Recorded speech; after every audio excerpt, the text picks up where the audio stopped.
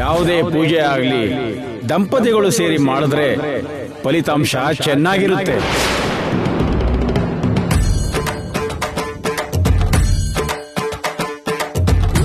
ನೀನು ನಿನ್ನ ಗಂಡ ಈ ಪೂಜೆ ಮಾಡಿದ್ರೆ ಖಂಡಿತ ಫಲ ಇರುತ್ತಮ್ಮ. ನೀವು ಹೇಳ್ದಾಗೆ ಮಾಡ್ತೀವಿ ಶಿವಯ್ಯ. ಆದ್ರೆ ಆ ನಾಗಿಣಿ ಬಂದು ನಮ್ಮೆಲ್ಲರನ್ನು ಸಾಯಿಸ್ತೀನಿ ಅಂತ ಹೆದರಿಸಿ ಈ ಪೂಜೆ ನಡೆಯೋದಕ್ಕೆ ಬಿಡ್ತಾಳೋ ಏನೋ. ನೀವು ಗುಡಿಗೋ ದೇವಸ್ಥಾನಕ್ಕೋ ಹೋಗಿ ಪೂಜೆ ಮಾಡೋ ಅಗತ್ಯ ಇಲ್ಲ, ಇಲ್ಲೇ ಮಾಡಿ. ಆ ನಾಗಕನ್ನಿಕೆಗೆ ಶಕ್ತಿ ಇರೋದ್ರಿಂದ ನಾವು ಪೂಜೆ ಮಾಡೋ ವಿಷಯ ಅವಳಿಗೆ ಗೊತ್ತಾಗ್ಬಿಡುತ್ತೋ ಏನೋ. ಖಂಡಿತ ಗೊತ್ತಾಗುತ್ತೆ. ಗೊತ್ತಾಗ್ತಿದ್ದ ಹಾಗೆ ಇಲ್ಲಿಗೆ ಬಂದು ಪೂಜೆ ನಡೆದ ಹಾಗೆ ತಡೆಯೋ ಪ್ರಯತ್ನ ಕೂಡ ಮಾಡ್ತಾಳೆ.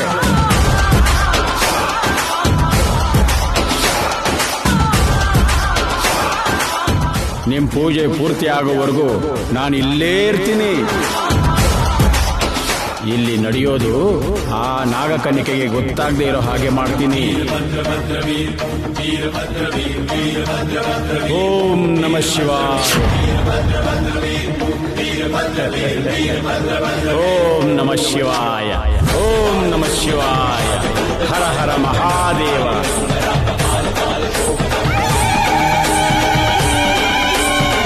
ಓಂ ನಮಃ ಶಿವಾಯ.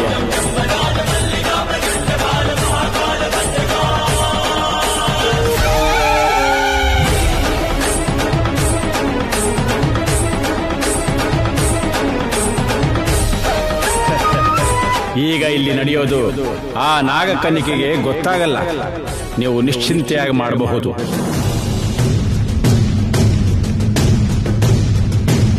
ಶಿವಯ್ಯ, ಆ ಕದ್ರುವ ದೇವಿ ಪೂಜೆ ಹೇಗ್ ಮಾಡ್ಬೇಕು ಅಂತ ನಮಗ್ ಗೊತ್ತಿಲ್ಲ. ಈಗಿಂದೀಗ್ಲೇ ಪೂಜೆಗೆ ಏನೇನ್ ಬೇಕೋ ಆ ವಸ್ತುಗಳನ್ನ ಕೂಡ ತರೋ ಅವಕಾಶ ಇಲ್ಲ. ಹೇಗ್ ಮಾಡೋದು ಶಿವಯ್ಯ? ಓಂ ನಮಃ ಶಿವಾಯ.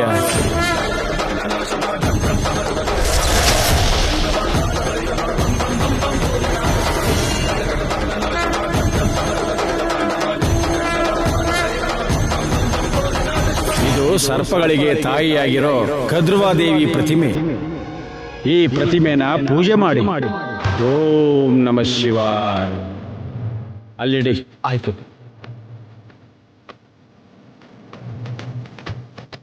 ಓಂ ನಮಃ ಶಿವಾಯ.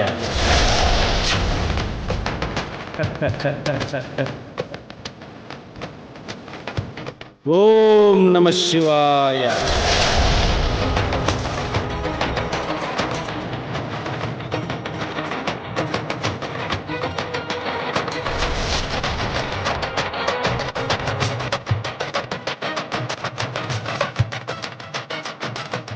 ಇದರಿಂದ ಆ ಕದ್ರುವಾದೇವಿ ಪೂಜೆ ಮಾಡಿದ್ರೆ ಎಲ್ಲ ಒಳ್ಳೇದಾಗುತ್ತೆ.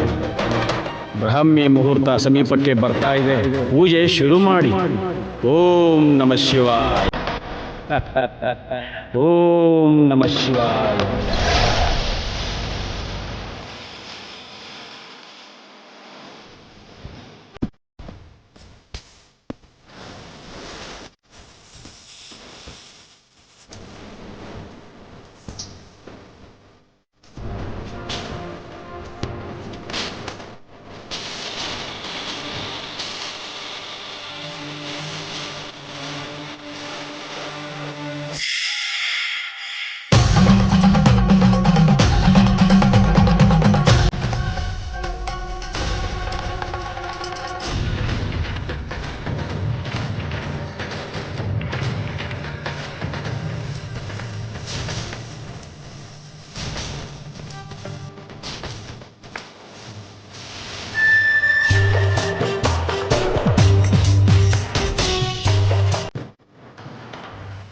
ಕತ್ತಲು ಹೊರಟು ಹೋಗುತ್ತಿದೆ. ಉದಯವಾಗುತ್ತಿರೋ ಈ ಕಿರಣ ನನ್ನ ಜೀವನಕ್ಕೆ ಹೊಸ ಮೆರುಗು ಕೊಟ್ಟು ಹೋಗುತ್ತಿದೆ.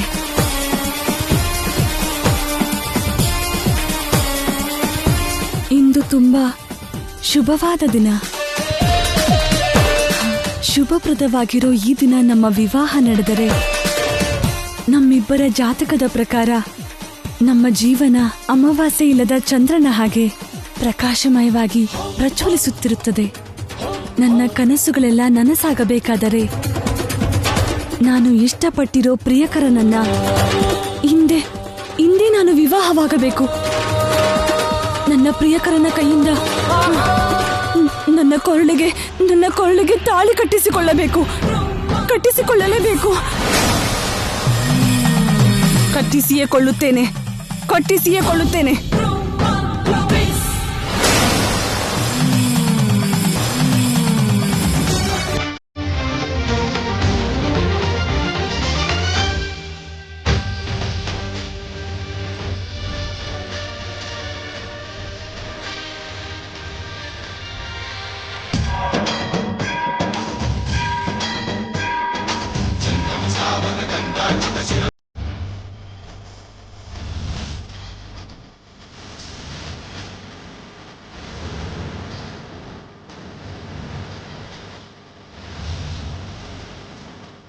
ನಾಗಿನಿ ಭೈರವಿನ ಯಾಕೆ ಬಂದಿದ್ದಾಳೆ? ಈಗ ಭೈರವಿ ಎಲ್ಲಿದ್ದಾಳೆ?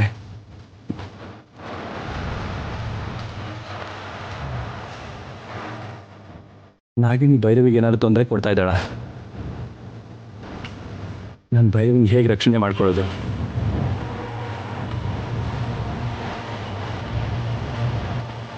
ನಾನು ಹೇಳಿರೋ ನಾಗಾಭರಣ ಮಂತ್ರ ಪಠಿಸ್ತಾ ನೀವು ಪೂಜೆ ಮಾಡ್ತಾ ಇರಿ.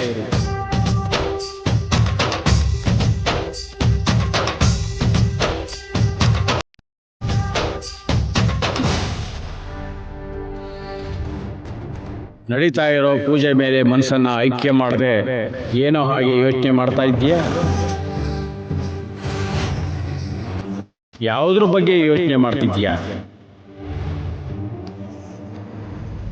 ಶಿವಯ್ಯವರೇ, ಆ ನಾಗಕನಿಕೆ ಭೈರವಿನ ಬಂಧಿಸಿದ್ದಾಳೆ. ಭೈರವಿ ಎಲ್ಲಿದ್ದಾಳೋ ಹೇಗಿದ್ದಾಳೋ ಅಂತ.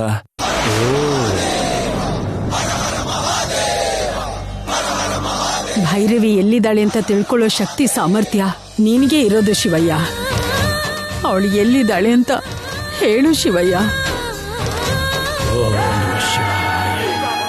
ಓಂ ನಮಃ ಶಿವಾಯ.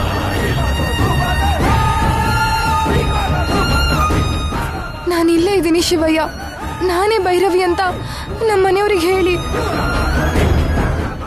ನನ್ನ ತಪಶಕ್ತಿಗೂ ಕೂಡ ಭೈರವಿ ಜಾಡು ಸಿಗ್ತಾ ಇಲ್ಲ ಅಂದರೆ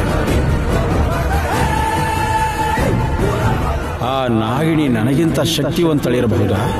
ಅದಕ್ಕೆ ಭೈರವಿ ಎಲ್ಲಿದ್ದಾಳೆ, ಯಾವ ರೂಪದಲ್ಲಿದ್ದಾಳೆ ಅಂತ ನನ್ನ ದಿವ್ಯ ದೃಷ್ಟಿಗೆ ಗೊತ್ತಾಗ್ತಾ ಇಲ್ವಾ? ಗೊತ್ತಾಯ್ತಾ ಶಿವಯ್ಯವರೇ? ಏನಾದರೂ ಗೊತ್ತಾಯ್ತಾ?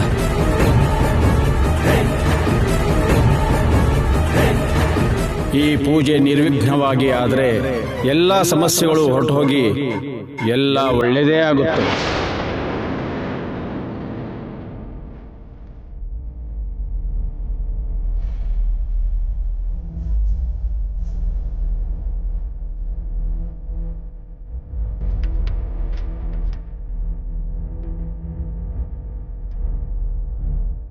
ನಾನಿಲ್ಲ ಇದೇ ರೂಪದಲ್ಲಿದ್ದೀನಿ ಅನ್ನೋ ವಿಷಯ ಶಿವಯ್ಯಂಗೂ ಕೂಡ ಗೊತ್ತಾಗ್ಲಿಲ್ಲ ಅಂದ್ರೆ ಇನ್ನು ನನಗೆ ವಿಮುಕ್ತಿನೇ ಇಲ್ವಾ?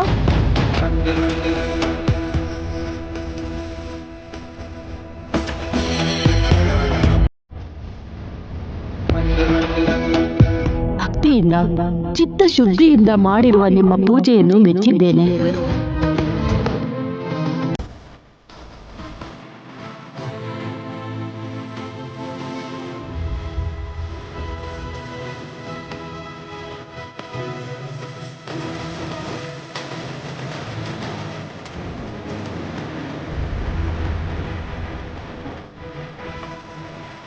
ಯಾವ ಹರಕೆಯಿಂದ ಪೂಜೆ ಶುರು ಮಾಡಿರುವಿರೋ ನನಗೆ ತಿಳಿಸಿ.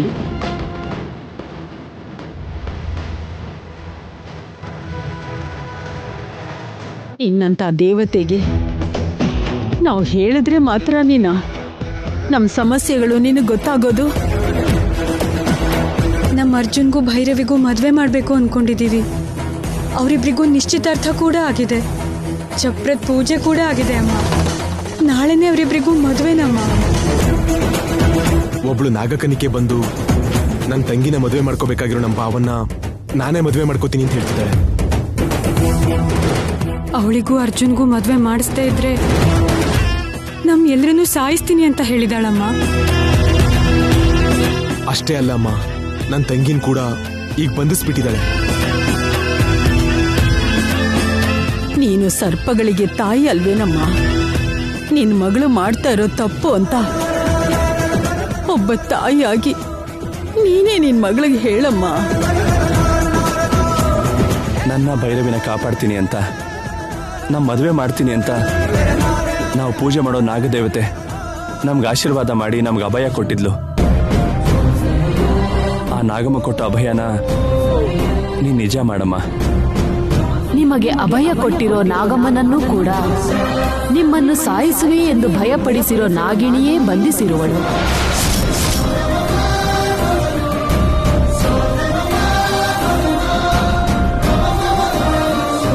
ಕೆಲವು ಜೀವಿಗಳು ಗತ ಜನ್ಮದಲ್ಲಿ ಬೆಳೆಸಿಕೊಂಡಿರುವ ಆಸೆಗಳು ತೀರದೇ ಇರುವ ಕೋರಿಕೆಗಳನ್ನು ಮರೆಯಲಾಗದೆ ಮರುಜನ್ಮದಲ್ಲಿ ಅವುಗಳನ್ನು ಸಫಲ ಮಾಡಿಕೊಳ್ಳಲು ಪ್ರಯತ್ನ ಪಡುವವು.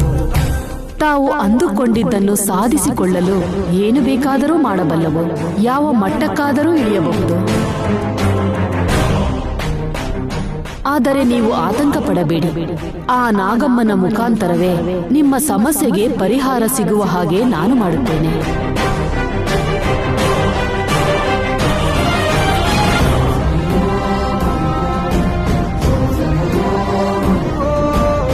ಧನ್ಯೋಸ್ಮಿ ತಾಯಿ, ಧನ್ಯೋಸ್ಮಿ.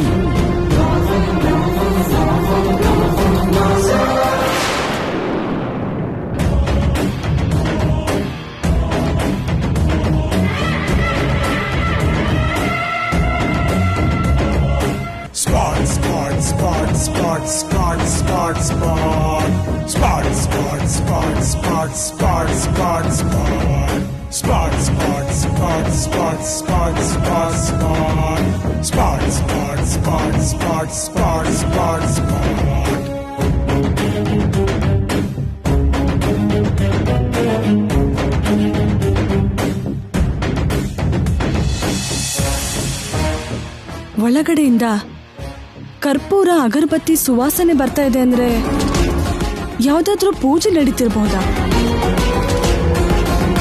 ಒಳಗಿರೋರ್ನ ಹೊರಗಡೆ ಬರ್ದಿರೋ ಹಾಗೆ ಮಾಡಿದ್ದೀನಿ. ಒಳಗಡೆ ಯಾವುದೋ ಪೂಜೆ ನಡೀತಿದೆ ಅಂದ್ರೆ ಹೊರಗಡೆಯಿಂದ ಯಾರೋ ಒಳಗಡೆ ಹೋಗಿದ್ದಾರೆ ಅಂತಾಯ್ತು. ಯಾರಿರ್ಬಹುದು?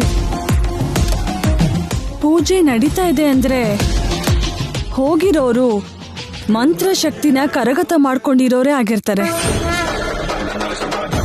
ನೋಡೋಣ.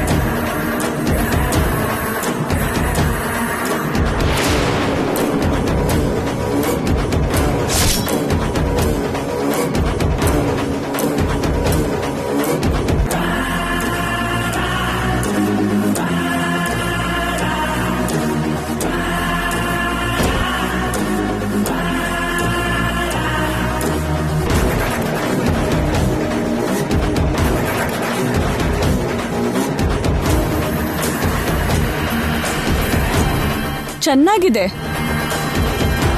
ಪೂಜೆ ತುಂಬಾ ಚೆನ್ನಾಗಿ ಮಾಡ್ತಿದ್ದೀರಾ.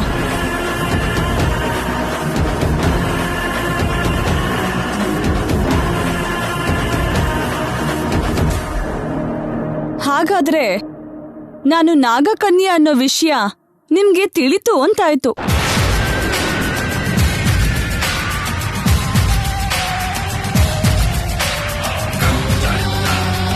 ನನ್ನಿಂದ ತಪ್ಪಿಸ್ಕೊಳ್ಳೋಕೆ ನನ್ನ ತಾಯಿ ಕದ್ರುವ ದೇವಿಗೆ ಪೂಜೆ ಮಾಡ್ತಾ ಇರೋ ವಿಷಯ ನನಗೆ ಅರ್ಥ ಆಯ್ತು.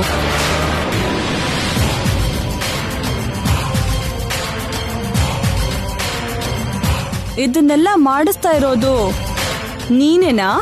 ನಾನೇ.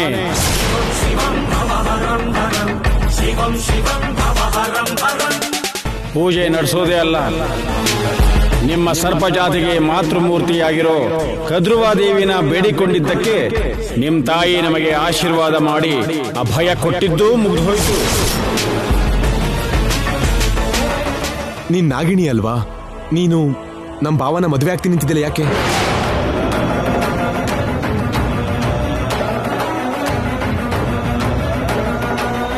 ನೀನ್ ಯಾಕೆ ನನ್ ಮೇಲೆ ದ್ವೇಷ ಸಾಧಿಸ್ತಾ ಇದೀಯಾ? ನಂದು ದ್ವೇಷ ಅಲ್ಲ, ಪ್ರೀತಿ.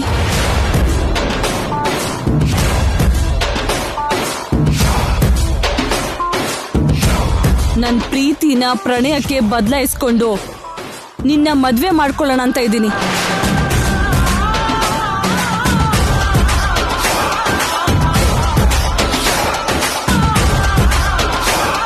ಮನುಷ್ಯರಿಗೂ ಸರ್ಪಗಳಿಗೂ ಮದುವೆ ಹೇಗಾಗುತ್ತೆ? ಸರ್ಪ ಜಾತಿಗೂ ಮಾನವ ಜಾತಿಗೂ ಮದುವೆ ನಡೆಯುತ್ತೆ ಅನ್ನೋದು ಧರ್ಮಕ್ಕೆ ವಿರುದ್ಧ, ಜಾತಿಗೆ ವಿರುದ್ಧ ಅಂತ ನಿನ್ನ ಗೊತ್ತಿಲ್ವಾ?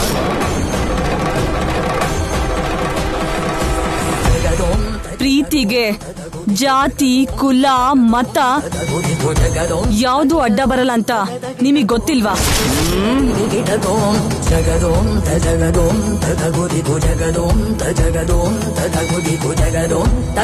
ಪ್ರೇಮ ದೊಡ್ಡದೇ ಆಗಿರಬಹುದು, ಆದರೆ ಆ ಪ್ರೇಮಕ್ಕೂ ಕೂಡ ಪರಿಮಿತಿ ಇರುತ್ತೆ. ಅವುಗಳನ್ನ ಗುರುತಿಸದೇ ಇರೋದು ಸ್ವೀಕರಿಸೋಕೆ ಆಗಲ್ಲ. ನಾಗಿಣಿ, ನೀನು ತಪ್ಪು ಮಾಡ್ತಾ ಇದೀಯಾ. ಪ್ರೀತಿಸೋದು, ಪ್ರೀತಿನ ಪಡ್ಕೋಬೇಕು ಅನ್ಕೊಳ್ಳೋದು ತಪ್ಪಲ್ವೇ ಅಲ್ಲ.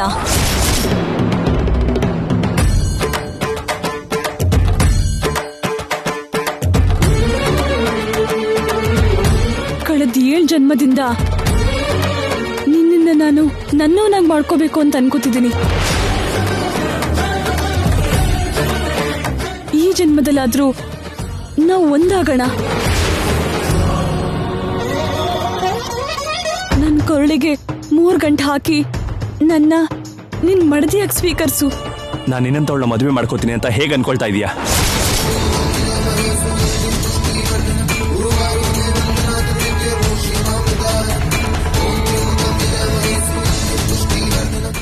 ಮಾನವ ಮತ್ತೆ ನಾಗಿಣಿ ಸೇರಿ ಜೀವನ ಮಾಡೋದು ಅಸಾಧ್ಯ ಅಂತ ನನಗೂ ಗೊತ್ತು.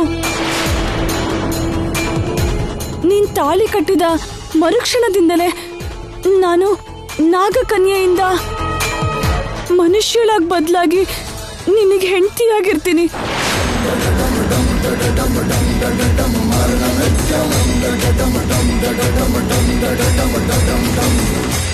ನಾನು ನನ್ನ ಅತ್ತೆ ಮಗಳು ಭೈರವಿನ ಬಿಟ್ರೆ ಇನ್ಯಾರನ್ನೂ ಮದುವೆ ಆಗಲ್ಲ.